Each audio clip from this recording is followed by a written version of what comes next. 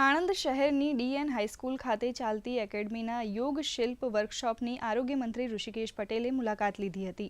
કલા સાધક લાલજીભાઈ પાનસુરિયાના યોગ શિલ્પોને નિહાળીને આવી ઉત્કૃષ્ટ કલાકૃતિઓના સર્જન બદલ અભિનંદન પાઠવ્યા હતા. અત્યાર સુધીમાં લાલજીભાઈ પાનસુરિયાએ યોગ શિલ્પ માટે ગૌરવ પુરસ્કાર અને બીજા ઘણા એવોર્ડ મેળવ્યા છે.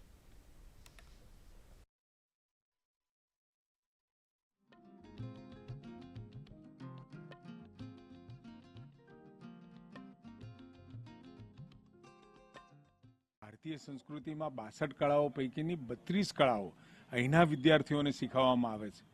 સંગીત છે ને, આજે પણ અહીંયા લાલજીભાઈ દ્વારા લાકડાની કલાકૃતિઓ, લાકડાઓનો સ્કલ્પચર જોવાનો મને મોકો મળ્યો અને ખૂબ આ પ્રકારની કળાઓ જ્યારે લુપ્ત થતી હોય ત્યારે આ કળાઓને સજીવન કરવાનું કામ ડીએન હાઈસ્કૂલ દ્વારા થઈ રહ્યું છે.